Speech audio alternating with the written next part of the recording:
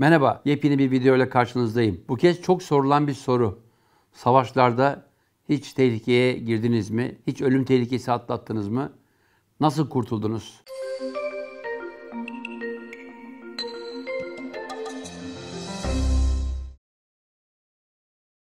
Bu sorunun yanıtını Liberya'da 1997 yılında çok sevgili arkadaşım Fatih Kandır'la beraber yaşadığımız 10 günlük bir olayla anlatacağım. Malum Liberya, o kanlı elmasın neden olduğu bir savaş. Elmas fiyatları düşünce dış güçlerin desteklediği Genelkurmay Başkanı bir darbe yapıp yönetimi devirmiş. Sonra devlet başkanını böyle löpür löpür yemiş. Biz oraya nasıl gitmeye karar verdik? Açıkçası böyle gözü pek bir kameraman arkadaşım Fatih Kandır. Çünkü kameramanlar da kendi aralarında ayrılabiliyorlar. Bazıları çok riskli bölgelere gitmeyi seviyor.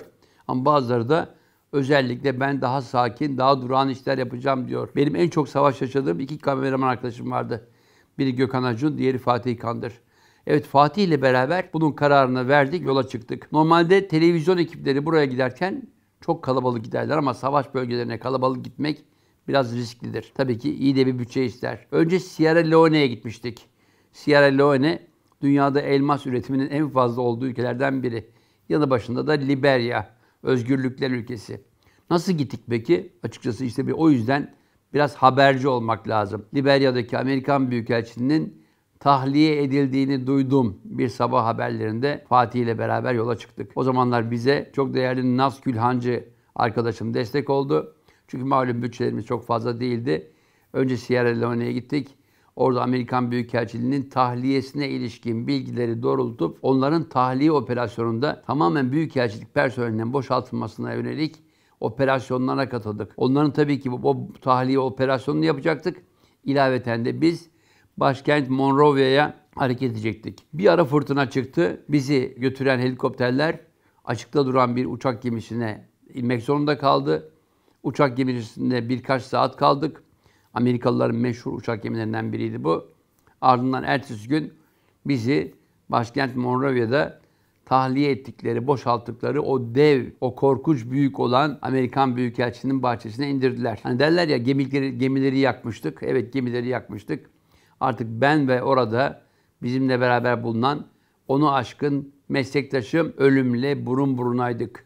Ölüm dediğim ateşli silahlar var, bombalar, roketler var ama ilaveten kafa kesmenin, hatta yamyamlığın çok olduğu bir savaştı bu. Açıkça bizim gözümüzün önünde insanların kafası kesildi ve hatta bize o kesilen kafalar, koparılan vücutlardan parçaları yemek istiyor musunuz diye sorular soruldu. Niye mi?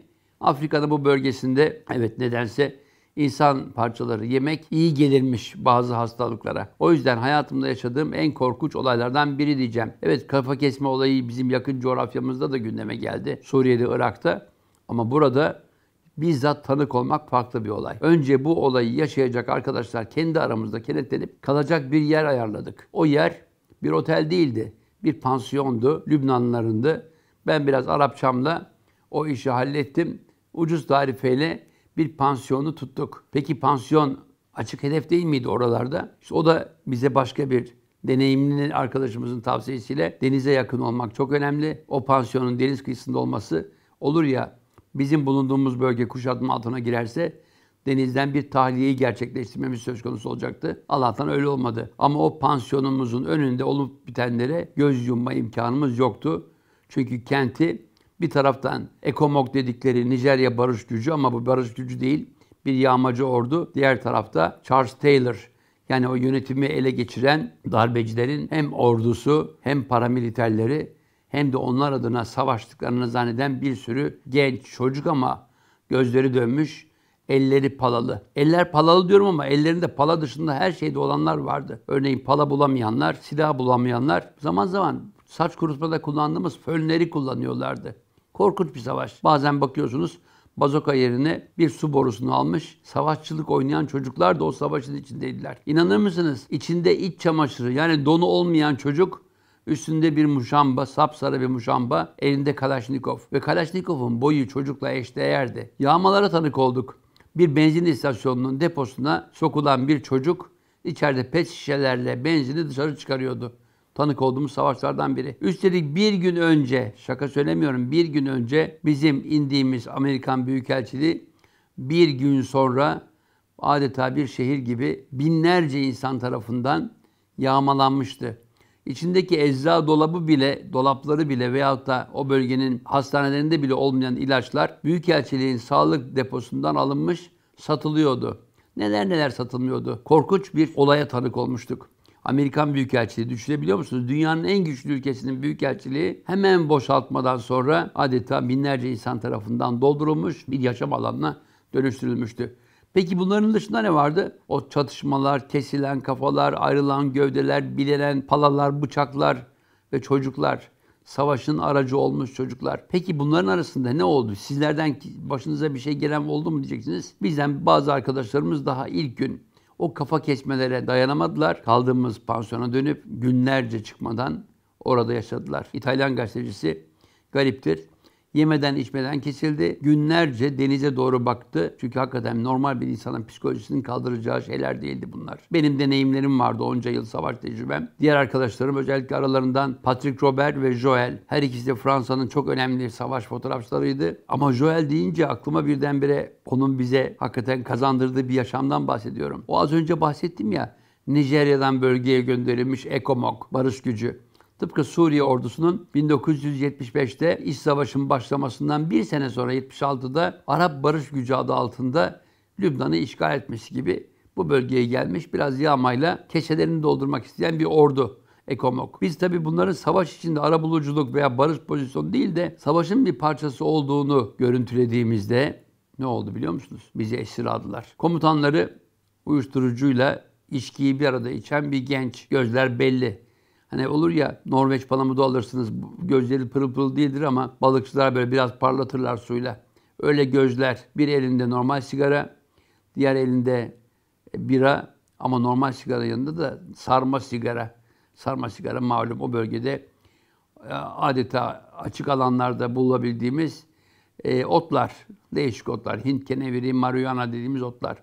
Bunlarla kafa bulan insanlar. Hele ikisi bir arada olduğu zaman korkunç oluyor çünkü insan yapmış olduğu vahşeti fark edemiyor. Bizde çok olur. Hatırlamıyorum diyen bir sürü katliam yapmış suçlu vardır. İşte uyuşturucunun etkisi bu. Uyuşturucuyla içki bir arada aldığı zaman korkunçtur. Zaten bir süre sonra beyin süngere dönüşür. Evet, orada bizi tutukladılar. Kurşuna dizilmek üzere neredeyse karşımızda bir manga oluşturulurken Joel, o deneyimli arkadaşım, bir dakika dedi, ölmeden önce sizin güzel bir fotoğrafınızı çekmek istiyorum. Polaroid dedi. Komutana gitti. O şipşak açılan Polaroid makineyle komutanın bir fotoğrafını çekti. Bir de olur ya böyle sallama. Komutan fotoğrafla ilgisi var ki Polaroid'i böyle sallayarak görüntünün geliştiğini düşünmüş. Aslında o da bir gerçek değil. Onu bize anlatan Polaroid uzmanları dokunulmasa, sallanmasa bile görüntünün birkaç dakika içinde gelişebileceğini söylemişlerdi. Bir özel operasyon sırasında. Evet, komutanımız eline aldı o fotoğrafı sallarken birdenbire görüntü gelişti. Çok güzel bir fotoğrafmış. Bir tane daha derken diğerleri de biz de istiyoruz deyince biz hakikaten 5-10 dakika kazandık bu süre içinde ama insan beyninin garip özellikleri var. Şiddetin içinde bile olduğunuzda hani değişmeyen bir fizik kuralı vardır. Yer çekimi var oldukça gökyüzüne attığınız her şey en tepeye ulaşır. Burada durur ve aşağı düşer. Buna biz momentum noktası deriz. İnsan psikolojisinde de böyle bir evre vardır. Şiddet teşhiri getirir. Teşhir müthiş bir zevk verir insanlara. Şiddeti uygulama aşamasındayken teşhirine bir de kanıt ister. Pozlar verir. Bunu savaşlarda çok görürüz. O poz sırasında çekilen Polaroid o süreyi, momentum noktasını donduruyor adeta. Ve bu süre içinde onlarla kurduğumuz ilişki birkaç dakika sonra bizi olayın kurbanı olmaktan kurtarıp olayın birdenbire zafer kahramanlığına dönüştürüyor. O Polaroidler çekildikten sonra o biralar bize doğru getirildi. Allah'tan aramızda uyuşturucu kullanan yoktu. Uyuşturucuyu reddettik. Birkaç dakika önce bizi öldürmek isteyen insanlar birdenbire dost olmuşlardı. Hatıra fotoğraflar çekildi. Polaroid bitmişti tabii ama filmleri onlara göndereceğimizi söyleyip hayatta kalktık. Bu olay benim için ilk değildi. Benzerini Kamboçya'da da yaşadım. Bir başka bölümde anlatırım bunu. Ama dünyanın her tarafında ben savaşlarda görev almak istiyorum dediğiniz zaman olmazsa olmaz kurallarınızdan bir tanesi insan psikolojisini, gittiğiniz bölge insanının davranışlarını bilmek zorundasınız. Ben savaşa gitmek istiyorum dediğiniz zaman evet belki hayatta kalırsınız ama o İtalyan gibi de gözleriniz denize doğru, okyanusa doğru günlerce geçirip belki de bilmiyorum dönemezsiniz bile. Çünkü insan psikolojisi davranışlarımızı ne yazık ki çok olumlu veya olumsuz şekilde etkiler. Buna ilişkin bilgisi, tecrübesi olan insanlarla olmak ama her şeyden önce donanımlı gitmek gerekiyor. Bir başka videoda buluşmak üzere. Sağlıcakla kalınız.